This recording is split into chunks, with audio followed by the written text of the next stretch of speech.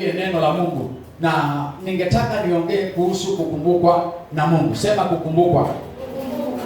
Kukumbukwa. Unapokumbukwa na Mungu, maisha yako hayatabaki vile ulivyo, maana Mungu amekukumbuka.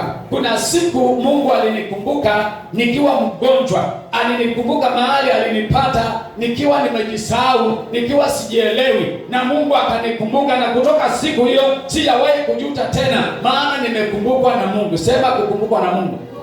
Sema kukumbukwa na Mungu. Nakwambia Mungu akikukumbuka maisha yako hautabaki vile ulivyo. Bwana Yesu asifiwe. Alinikumbuka nikiwa mgonjwa. Ninakumbuka siku alinikumbuka, ilikuwa ni mchana kama saa 9 ya mchana. Nikawa mahali nimeketi na nikaona ndugu ambaye ametokea pale anaitwa Elijah Muzao, anakaa hapa Malindi. Bwana asifiwe. Na nilipomuona yule ndugu, akaja akanikuta nimezubaa. Sijui nitafanya nini, maana tangu asubuhi sijakunywa chai, lunch hawa sijakula, na jioni sijui nitakula nini. Basi yule ndugu aliponipata, akaja akanipata pale. Biblia inaniambia ya kwamba ni lazima uwe naamini. Aliponipata, Bwana asifiwe. Bwana Yesu asifiwe. Aliponipata nikiwa nimekaa pale, basi akaniita, akaniuliza, ndugu, kweli unakaa mahali hapa? Nikamwambia ndio. Na umekuwa hali tangu siku ngapi? Nikamwambia niko hapa kuanzia mwaka huo umepita mpaka saa hii ni miezi 4. Basi ndugu akaniambia twende tukasikize injili. Nilikuwa inahubiriwa na babu yetu Mawewe ndiye alikuwa anahubiri. Bwana asifiwe. Na aliponiambia twende tukasikie injili, nikamwambia ndugu, kuna kitu nimekosa. Asubuhi sikunywa chai, lunch sikula, na jioni sijui nitakula nini, na niko mahali hapa. Ndugu akaniambia chukua imani, twende, Mungu atakusaidia. Na nikachukua imani, sikuangalia mambo ya kula tena, tukaelekea kwa injili. Nakwambia watu waliimba. Baada ya kuimba nasikia zile nyimbo zote zinapitia ndani yangu, lakini siwezi kucheza. Nasikia kila mahali nadungwa. Mwili wangu wote ulikuwa na mimba. Nilikuwa nadungwa kila mahali. Siwezi hata kuruka, maana mwili una uchungu. Bwana asifiwe. Na nilipoenda mahali pale, tukahubiriwa, tukaambiwa tukae chini. Baba akaja akapanda juu ya madhabahu, akaanza neno la Mungu. Na alipoanza neno la Mungu, akatuambia tukae chini. Akahubiri. Neno la Mungu lilikuwa inapitia ndani yangu. Nasikia machozi yakitoka kwa sababu ya lile neno. Kumbe ndio siku yangu ya kukumbukwa na Mungu. Nakwambia ndio siku yangu ya kukumbukwa na Mungu kupitia kwa neno lake. Aliposimama akaanza kuongea, basi nikasikia mimi nimefika mahali ambapo nilikuwa naenda. Neno la Mungu likaingia ndani yangu. Na alipotuambia tusimame, tukasimama. Watu wote, kiwanja kizima, watu wakasimama. Akasema kama wewe ni mgonjwa inua mkono, nikainua huu moja. Kama wewe ni mgonjwa inua mkono, nikainua huu.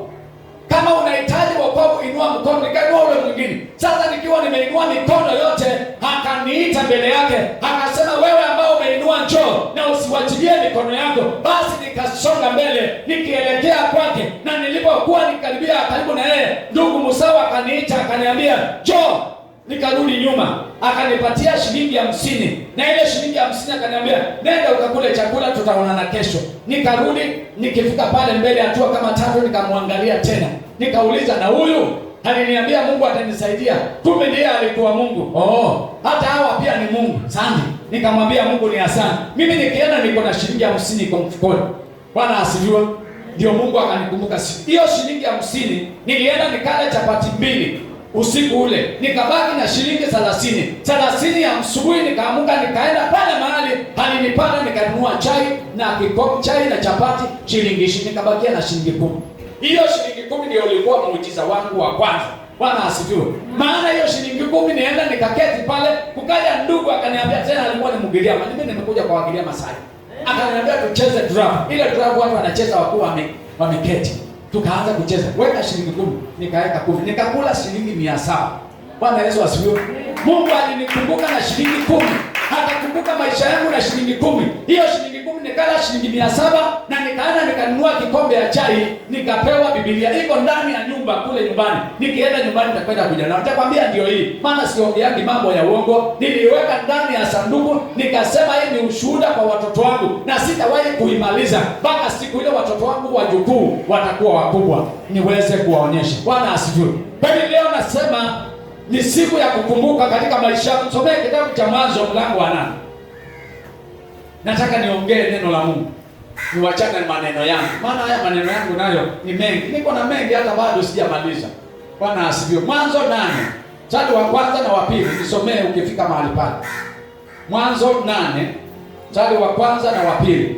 Mwanzo 8 mstari wa kwanza hadi wa pili, nasema: na Mungu akamkumbuka Nuhu, na kila kilicho hai, na wanyama wote waliokuwamo pamoja naye katika safina, pamoja na Nuhu katika safina. Mungu akavumisha upepo juu ya nchi, maji yakapungua, chemchemi za vilindi zikafunguka, na pia madirisha ya mbinguni mvua kutoka mbinguni ikazuiliwa. Bwana asifiwe. Bwana Yesu asifiwe. Mungu alipomkumbuka Nuhu, Biblia inaniambia akafunga mifereji yote ya maji yaliyokuwa yanatoka katika ulimwengu, na akafunga madirisha ya mbinguni yaliyokuwa yakimimina mvua kutoka mbinguni ikafungwa. Sema kufungwa, si kukatwa, kufungwa. Kile ambacho kimefungwa huwa hakifunguliwi tena, maana yule aliyekifunga ndiye anakuja kufungua pale, na Mungu hawezi kuja kufungua shida katika maisha yako kama amefunga. Maandiko yananiambia Nuhu akakumbuka na Mungu akafunga mifereji yote ya maji ambayo ilikuwa inainua maji kutoka chini, na madirisha ya mvua ikafungwa. Sema haleluya.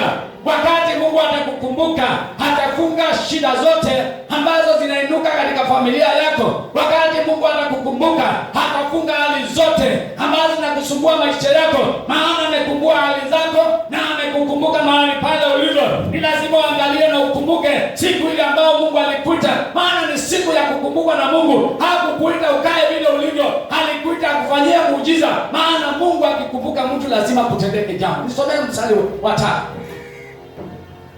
Nuhu akakumbukwa. Sema leo nitakumbukwa. Leo nitakumbukwa. Hebu salimia jirani yako leo, mwambie leo nimekumbukwa na Mungu. Msalimie tu, mwambie leo Mungu amenikumbuka. Leo Mungu amenikumbuka kwa jina la Yesu Kristo. Nisomee mstari wa 3. Mstari wa 3 unasema: maji yakadumu kuondoka katika nchi. Maji yakadumu kuondoka katika nchi. Na mwisho wa siku 150 maji yakafunguka. Na mwisho wa siku 150 maji yakafunguka. Mwezi wa 7 siku ya 17 ya mwezi, safina ikatua juu ya mlima. Mwezi wa 7 siku ya 7 ya mwezi, safina ikatua juu ya mlima ya Ararati. Maji yakapunguka hata mwezi wa 10. Mwezi huo wa 10 siku ya kwanza ya mwezi, vilele vya milima vikaonekana. Wakati maji yalipoisha kuondoka katika nchi ile, vilele vya milima vilionekana. Wakati Mungu atakumbuka maisha yako, ile hali ambayo ilikuwa inakukalia katika maisha yako itakapokuwa ikiondoka, watu wataona kubarikiwa kwako. Watu wataanza kusema hakika yule mama amekumbukwa na Mungu, maana Mungu ameachilia upendo juu ya maisha yako. Alipomkumbuka Nuhu akatulia, akatulia, na Nuhu akaanza kuonekana akitembea juu ya nchi. Wakati Mungu alinikumbuka, nikaanza kutembea nikihisi Mungu ndani yangu, nikaanza kutembea maisha yangu nikihisi Mungu. Nikamwambia Mungu ni asante, maana umenikumbuka, maana Baba umenikumbuka, na mifereji ya shida umeiondoa, mifereji ya taabu umeiondoa katika maisha yangu. Sasa Bwana, nitakutumikia. Nikaamua kutumika mimi mwenyewe, sikulazimishwa. Bwana asifiwe. Unajua shida yako ni kulazimishwa twende kanisani. Ibada ya saa 6 imefika, twende kanisani. Bado haujajua ni nani aliyekuita. Utakapotambua ni nani aliyekuita, kuanzia siku ile ambao ulisikia wito, ndio siku utakayosimamia ushuhuda wako, na kuanzia pale ushuhuda wako utakuwa ni baraka. Maana Mungu akikumbuka mwanadamu, haizi ile tabia ilikuwa nayo inaondoka. Bwana Yesu asifiwe. Ile maisha ulikuwa nayo inaondoka, ile hali ambayo ulikuwa nayo inaondoka, ile shida ambayo ulikuwa unapitia katika boma yako inaondoka, maana aliponikumbuka iliondoka. Sema iliondoka. Baada ya kuondoka, nikaanza kumpenda Mungu, nikaanza kusongea karibu na Mungu, nikaanza kwenda karibu na Mungu. Nikamwambia Mungu ni asante, maana umekumbuka maisha yangu, umekumbuka nyumba yangu, umekumbuka kazi yangu niliyokuwa nayo. Asante Baba yangu, maana umeniponya. Nikaponywa kwa sababu Mungu amenikumbuka. Sema amen. Bwana Yesu asifiwe. Nasema hivi, wakati Mungu atakumbuka maisha yako, wakati Mungu atakumbuka ndoa yako, wakati Mungu atakumbuka watoto wako, hawatabaki kuwa vile walivyo. Wakati Mungu atakumbuka njia zako, atakubariki, utashangaa. Maana yeye ndiye anabariki watu na yeye ndiye anapatiana maisha ya kuishi dunia hii. Mungu peke yake tu ndiye anayeweza kupatia maisha. Atakapokumbuka maisha yako jinsi ulivyokuwa. Bwana asifiwe. Nakumbuka hiyo siku Mungu aliponikumbuka, sikuanza kurudi tena kuishi magonjwa. Magonjwa yakayeyushwa, magonjwa yakavumishwa, upepo ukaingia ukavumisha wazimu, upepo ukaingia ukavumisha magonjwa, upepo ukaingia ukavumisha shida. Nilikuwa siwezi kuinua kitu kama kiti hiki na mkono wangu. Nilikuwa nasikia mwili wangu wote umekuwa mdhaifu kwa sababu ya yale madawa nimeyokunywa, yanavunja mwili wangu. Mwili unaogopa kila kitu. Hakuna kitu nataka katika ulimwengu isipokuwa neno la Mungu. Na Bwana aliponikumbuka, akaondoa uchungu, akaondoa shida, akaondoa matatizo, akaondoa mawazo mabovu katika maisha yangu, na kuanzia hapo nikaanza kutembea na Mungu siku baada ya nyingine. Bwana asifiwe. Wakati Mungu atakukumbuka mama, lazima utatembea naye. Yale mambo ambayo yalikuwa kwenu, ile laana ya kizazi cha kwenu, baada ya kuondolewa, baada ya kuvumishwa. Unajua kuna vitu nataka uelewe. Shida na matatizo haitokani na wewe, inatokana na kizazi cha kwenu, kile ambacho umezaliwa. Huenda ikawa babu yako alitenda mambo kama yale nilitenda kabla sijaokoka, na yeye yako yatubia alikufa. Yale mambo yatakuja kwako, na ndio mateso yatakao kufuata. Baada ya kujielewa, utayamwambia Mungu, tumisha hizi shida ambazo zilikuwa na babu yangu, ondoa mateso yalikuwa mbele yangu. Utamwambia Bwana na ataondoa. Na Mungu akikukumbuka hawezi kuachilia shida tena. Huu ni mwaka wa 21. Bwana asifiwe. Baada ya kukumbukwa na Mungu, ninashukuru Mungu, maana kutoka hapo mpaka leo ninatembea na Mungu. Na mimi siulizi nitakula nini. Mungu ndiye ananilisha. Bwana asifiwe. Mungu ndiye baba yangu. Mungu ndiye baba yangu, ndiye mama yangu, na ndiye ananilisha, ndiye ananipatia chakula, maana ananijua. Hakisha kumbuka maisha yako, hataangalia pale unakaa na nyumba ile unayoishi. Mungu atakuondoa katika shida. Bwana Yesu asifiwe. Ile miiba inaokutunga katika moyo wako, zile shida ambazo zinavuma katika maisha yako, hizo shida Bwana anaenda kuondoa, maana yeye ndiye alikuumba akakuweka katika ulimwengu. Hata uwe hauna chochote, Mungu anakupenda jinsi ulivyo. Bwana Yesu asifiwe. Huyu Mungu tunasema habari yake, anakupenda vile ulivyo.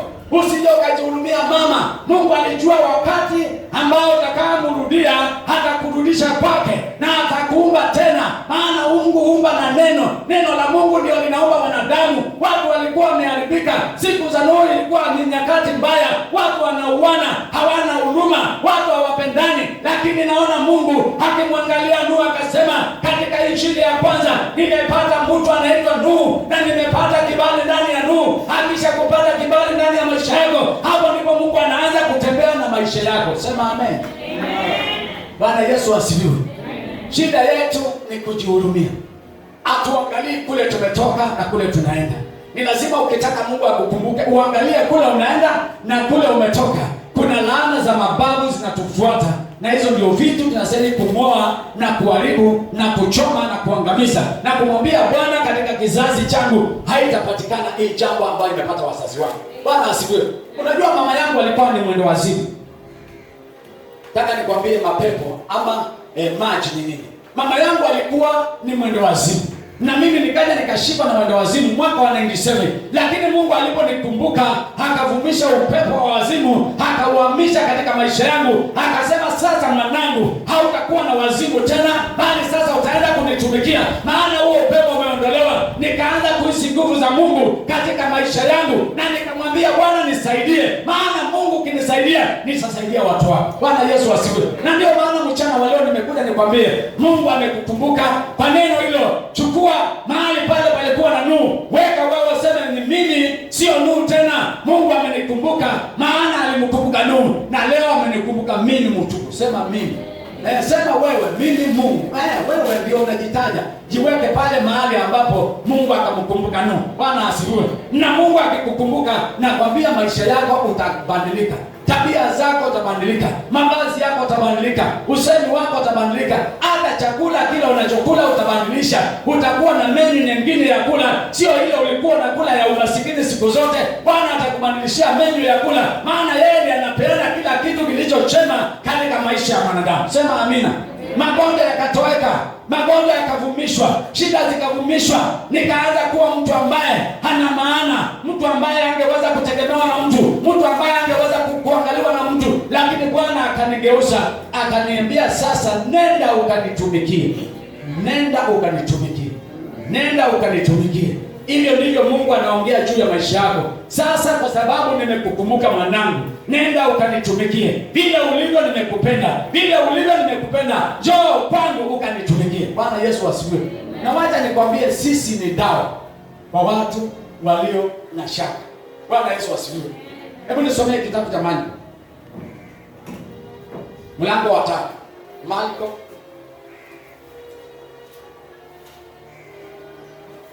Marko mlango wa 5 mstari wa 25 mpaka 28. Marko 5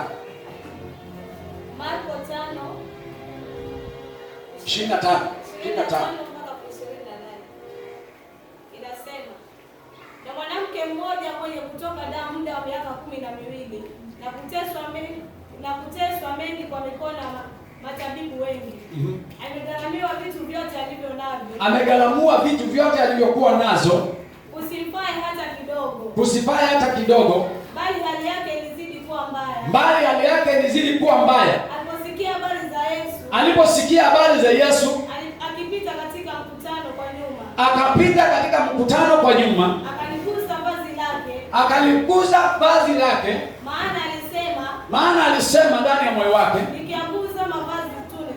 nikiaguza mavazi tu nitapona. Malizi hapo mbele. Mara chemchemi ya damu yake ikakauka. Mara shida yake ikakauka. Naye akafahamu mwilini mwake kwamba amepona msiba wake. Naye akafahamu mwilini mwake ya kwamba amepona msiba wake. Nataka nikwambie hivi, wakati Mungu anakukumbuka ile hali ambayo unapitia, anaikausha, kwa maana umegusa moyo wake. Utakapogusa moyo wa Kristo, yale mambo unayoyapitia yataenda kukauka kama bahari, yataenda kukauka kama mto. Baada ya kukauka yale mambo, Mungu amekumbuka maisha yako na anaanza kukuendesha katika njia yako. Ukiona uponi na umeombewa mara nyingi na uko mgonjwa na uponi, bado haujaingia katika laini ya Kristo. Bwana asifiwe. Haujaingia katika mpango wa nani? Wa Mungu. Ni lazima uingie katika mpango wa Mungu ili akikuponya usiendelee na safari ya akili yako, yale mawazo yako anaofikiria. Maana Mungu ndiye anaondoa magonjwa, ndiye anaondoa shida, ndiye anaondoa laana. Biblia inasema na laana hizi zote zitafuatana nanyi hata kizazi cha 7. Kizazi cha 7 ni nani? Ni yule mtoto utakayemzaa na yule atakayezaliwa na yeye na yule atakayezaliwa na yule mwingine. Hiyo ndio inaitwa kizazi. Na lazima wewe kama baba usimame uangalie wazazi wako ni nini walichopitia. Kama walipitia magonjwa mabaya, wengine wakawa vibaya, useme na hii ninaing'oa kwa watoto wangu na ninaichoma na unaiondolea, unaiwekea dhabihu kwa watoto wako ili Mungu avumishe shida zote. Bwana Yesu asifiwe.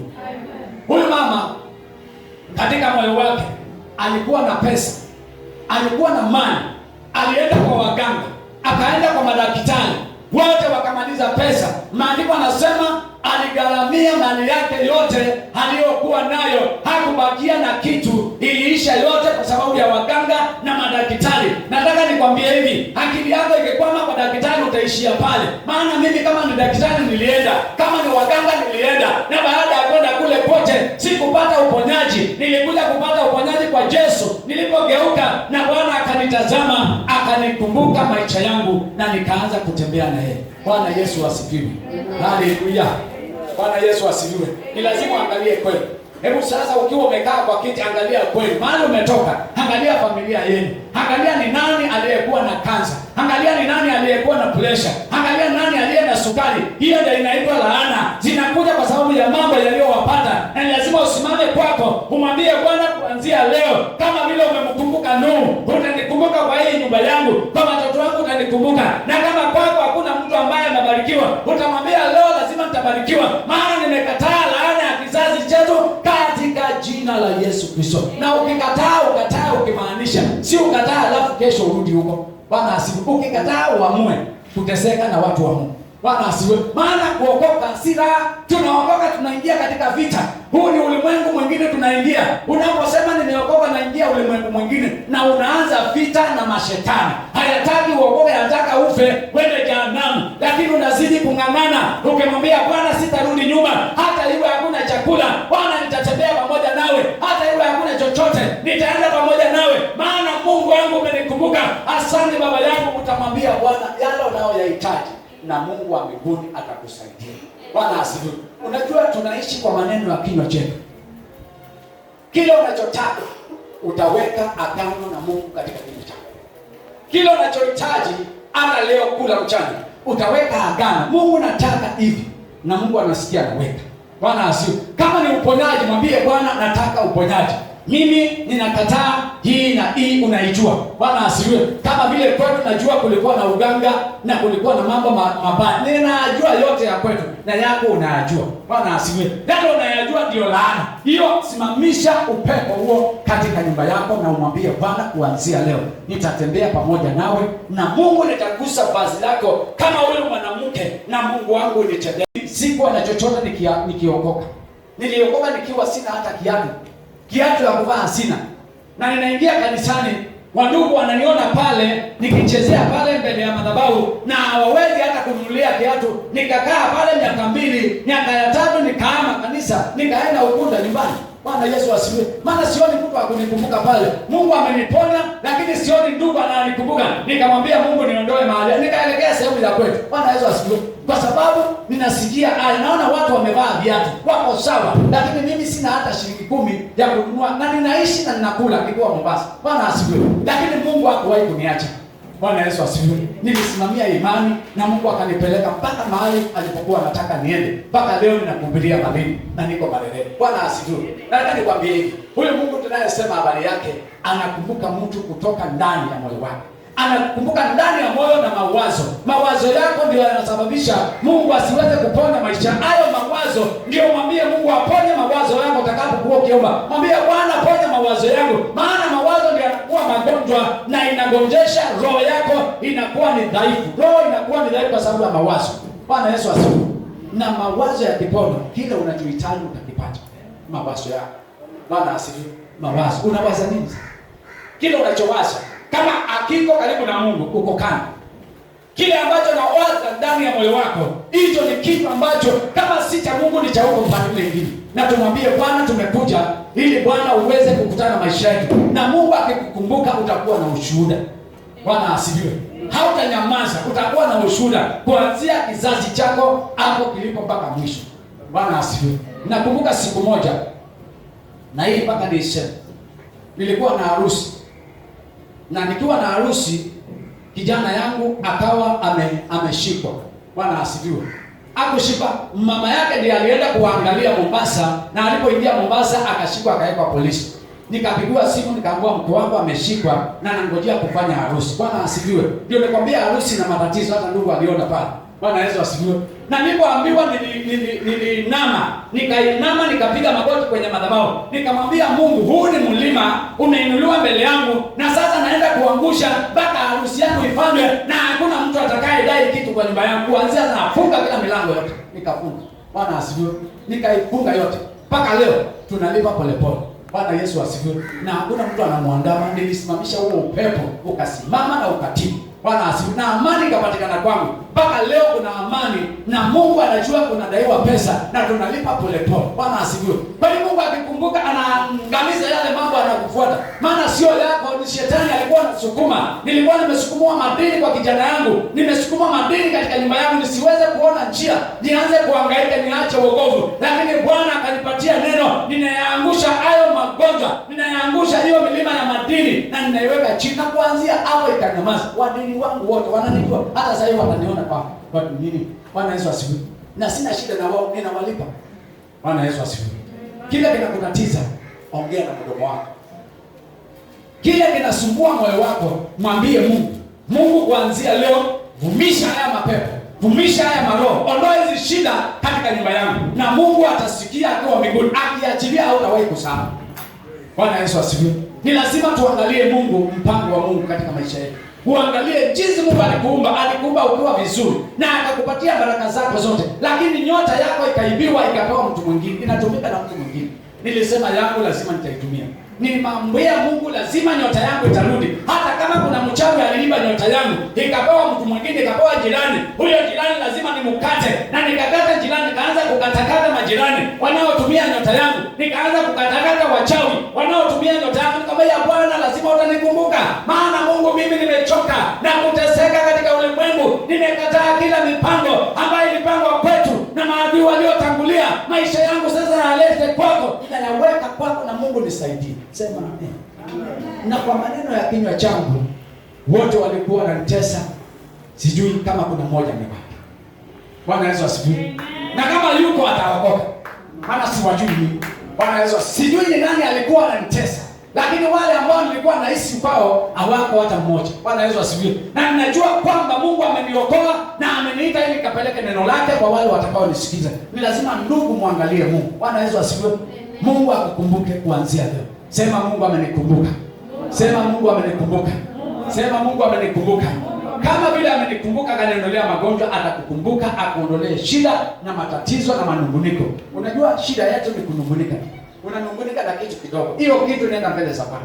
Mwambie Bwana, mimi ninakuja kwako na ninaomba Mungu nisaidie, na Mungu atakushika mkono. Bwana Yesu asifiwe. Amen. Haleluya. Nataka nikwambie hivi, huyu Mungu tunayesema habari zake si kiziwi. Bwana asifiwe. Amen. Hata nikapiga magoti hapa nikaomba nikinyamaza, atasikia na atajibu. Chako ni kuwa na wasiwasi. Bwana Yesu asifiwe. Kitabu cha Korintho wa kwanza 15 mstari ule wa 33. Biblia inasema mazungumzo, msinyang'anyike ndugu zangu, mazungumzo mabaya yanaharibu tabia njema. Ukikaa mahali uzungumze na mtu mambo yasiyofaa, kumbuka umeharibu tabia yako. Kila utakachoongea na mtu ambacho si za kiungu kitachafua destiny yako katika moyo wako, na utaanza kuharibu tabia za kiungu katika maisha yako. Maana kunena kunajenga kitu, kuongea kunajenga kitu katika maisha ya mwanadamu. Bwana Yesu asifiwe. Na ni lazima ujichunge katika kuongea. Bwana Yesu asifiwe. Na katika kutembea kwako na katika kuvaa kwako unaonekana na wale wanaokujua, na ndio sababu tunaambiwa tumeokoka. Bwana Yesu asifiwe. Hebu simama kwa miguu yako. Nataka nikwambie hivi, wakati Nuhu alikumbukwa, hakurudi kuhangaika.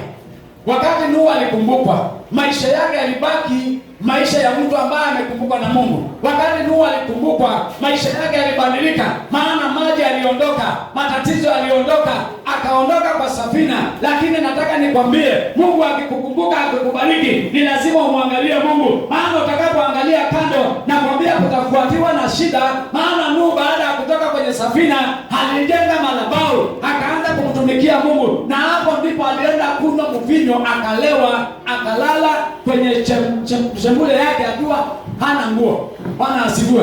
Akamlaani kijana wako wa kwanza anaitwa Kanaani.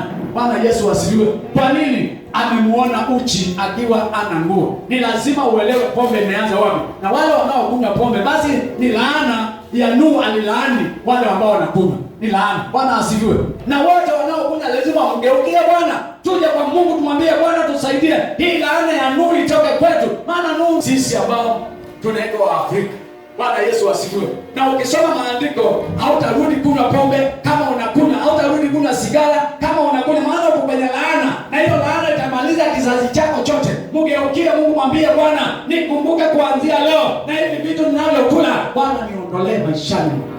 Ninaongea na watu walio nje, siongei na watu walio ndani. Najua wewe uvuji na ukunywi pombe. Bwana Yesu asifiwe. Lakini kuna watu wanaonisikia kule nje, wanaotumia hizo vitu ambazo nilitumia mimi nikawa mwende wazimu. Ni lazima waachilie hizo vitu na mwambie Bwana, kumbuka maisha yangu. Na Mungu akikumbuka maisha yako hautakaa vile ulivyo. Bwana Yesu asifiwe. Na ijulikane kwamba yuko Mungu wa Elijah.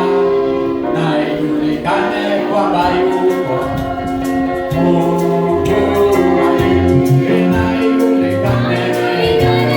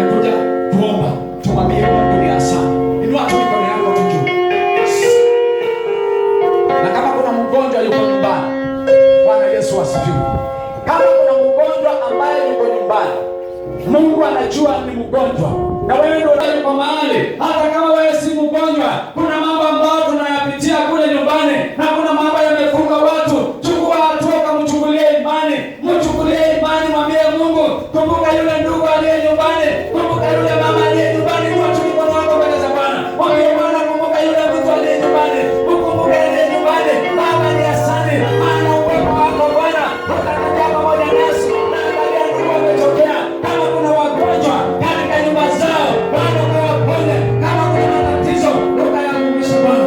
Achilia Bwana amani, achilia Bwana amani, achilia Bwana amani, achilia Bwana amani, achilia Bwana amani, achilia Bwana amani, achilia Bwana amani, achilia Bwana amani, achilia Bwana amani, achilia Bwana amani, achilia moyo, achilia amani Baba, achilia amani. Ninakemea kila upepo, ninakemea kila magonjwa Baba mbele Bwana, nakemea kila magonjwa ya presha, nakemea kila magonjwa ya sukari, nakemea kila magonjwa yanayoachilia bila video. Baba, achilia amani, achilia amani, amani kwa mama yake, amani kwa mama yake, amani kwa mama yake, amani kwa mzazi wake, amani kwa mzazi wake, na ajili ya uponyaji, ajili ya uponyaji, ajili ya uponyaji, ajili ya uponyaji, ajili ya uponyaji kuanzia sasa. Baba, natenga nyana kila ufalme. Angalia dada huyo ana amani kwa sababu ya mama yake aliye mgonjwa. Kuanzia sasa natangaza uzima katika nyumba ile Jehova, natangaza uzima katika nyumba ile Bwana. Amani na majumbani, achilia amani Kristo. Asante Baba yangu, asante Jehova, maana wewe ni Mungu Bwana usiyeshindwa. Nakemea kila hali zote zikayeyuke. Baba, achilia ndugu yangu na mpeana mikononi mwako. Neema yako ikamtoshe Bwana, neema ikamtoshe. Asante Baba yangu, maana utaenda kusema na wao, sema na kila mmoja. Baba, naachilia ndani mikononi mwako, pamoja na nyumba yake na mama yake aliye mgonjwa, ninawaachilia mikononi mwako. Ninakemea kila magonjwa Bwana, ukatulize Baba, ukatulize, ukafunge kila mifereji, ukafunge kila mifereji katika jina la Yesu Kristo. Asante Jehova, asante Mfalme, asante Mungu wetu, maana mchana wa leo utaenda kutenda Bwana, utaenda kutenda Baba. Achilia amani kwao, achilia amani Jehova, achilia amani Jehova, achilia amani Mfalme, achilia amani Kristo, achilia amani Baba, achilia amani Jehova, achilia amani. Ninakamata kila madhabahu, ninakamata kila madhabahu, ninakamata kila madhabahu, vunja kila maagano katika maisha yao Bwana. Natangaza uzima, natangaza uzima, natangaza uzima, natangaza uzima, natangaza uzima. Asante Jehova, asante Mfalme, ninafunga kila maagano katika nyumba hii Jehova. Baba, ujua Bwana, unaujua tangu mwanzo. Ninafunga kila maagano, ninavunja kila maagano Baba, natangaza uzima katika jina la Yesu Kristo. Asante Kristo, asante Baba yetu, asante Mfalme, asante Baba ya mama huyu. Angalia kilio cha moyo wake, ukatilishe na kuinua mkono wake kuelekea mbinguni. Neema yako ikamtoshe, na Bwana kuanzia sasa mkumbuke Bwana, kumbuka maisha yake, kumbuka maisha yake, kumbuka maisha yake, kumbuka maisha yake, kumbuka maisha yake, kumbuka maisha yake, kumbuka maisha yake, kumbuka maisha yake, kumbuka maisha yake, kumbuka moyo wake. Bwana, achilia kipato cha uimbaji, kipato cha kazi, achilia kipato cha kazi, achilia kipato cha kazi, achilia kipato cha kazi, achilia kipato cha kazi. Fungua nyumba yake Bwana, fungua maisha yake, nakemea kila uzito katika moyo wake Baba, namwachilia mikononi mwako. Mama ulichova Baba, angalia maisha yake, angalia mapito yake, angalia mapito yake, angalia mapito yake. Natangaza uzima, funga kila mifereji, funga kila mifereji, funga kila mifereji, na Bwana ukafungue baraka zako juu ya maisha yake. Pokea kwa jina la Yesu. Neema yako Bwana ikatoshe. Asante Kristo, asante Baba yangu, pokea kila mmoja aliyetokea mahali hapa mchana wa leo Bwana. Fuatilia neno lako, ukanitulize. Ninakemea kila uzito, nakemea kila uzito katika anga hii Jehova, ukayeyuke Bwana. Achilia uzima katika nyumba yako, na kila mmoja aliyeingia mahali hapa Bwana ukamwinue. Asante kwa ajili ya mtumishi wako mahali alipo Bwana, mujaze Bwana, mujaze Bwana, mujaze Bwana mchana wa leo, ukamtie nguvu. Kila siku mtakatifu, pokea sifa Baba yetu. Asante kwa ajili ya mchana wa leo, neno lako Bwana likafanye kazi, na hata wengi watakaolisikia likawaokoe. Pokea sifa mtakatifu, tumeomba kwako Kristo, na hata kwa kusema amen. Sema amen. Bwana Yesu asifiwe. Mungu anapokumbuka maisha yako ni lazima ubadilike. Alikumbuka maisha yangu nikiwa katika hali mbaya, na kuanzia hapo sikuwahi kujuta tena. Ninajua Mungu wetu ni mwaminifu. Usiwahi kujuta baada ya kuokoka. Bwana asifiwe. Maandiko yanasema kitabu cha waraka wa Yohana mlango ule wa 4. Waraka wa Yohana wa kwanza mlango wa 4. Yeye amkirie Yesu kuwa ni mwana wa Mungu, Mungu ukaa ndani yake. Bwana asifiwe. Na kama umewahi kumkiri Yesu, anakaa kwako, akai nchi yako, anakaa kwako, mwambie kile unachohitaji na Bwana wa mbinguni ataenda kukubariki. Bwana Yesu asifiwe. Nataka niombe kwa ajili ya watu wa Mungu. Baba wa mbinguni, nakushukuru kwa sababu ya kila mmoja aliyeingia katika nyumba hii. Namkabidhi mikononi mwako mchana wa leo. Nenda ukamjenge na neno lako. Bomoa kiambaza na kiburi, ikayeyuke kuanzia leo. Na Bwana ukatembee na watu wao, usije ukawaacha. Kama vile Mungu umeniinua nikaitwa mtumishi wako, kuanzia leo simama na nyumba hii na kila aliyenisikiliza. Bwana ukampatie kibali cha kunena maneno yako katika jina la Yesu Kristo. Asante Baba yangu, maana utaenda kutenda kuanzia sasa. Neema yako ikatoshe kila mmoja aliye katika nyumba hii. Pokea sifa mchana wa leo. Asante. Pigia Bwana makofi. Pigia Bwana makofi. Pigia Bwana ni asante. Bwana neno lako. Unajua ni neno ni Mungu. Nataka nikwambie ukiamini neno. Niliamini neno nikakula 700 na shilingi 10. Shilingi 10 nikakula shilingi 700. Mpaka leo sijawahi kusahau. Na nilipewa shilingi 50. Wewe unaweza kuona shilingi 10 ni kidogo, lakini unaweza kufanya kitu ikakuzalia maradufu. Hiyo shilingi 10 ndio nakula mpaka leo. Maana nimepata Biblia na inahubiri neno. Bwana asifiwe. Nataka nikwambie hivi, Mungu wetu ni mwaminifu. Na hajawahi kushindwa na chochote. Bwana Yesu asifiwe. Naomba tukaweze kumtolea Bwana.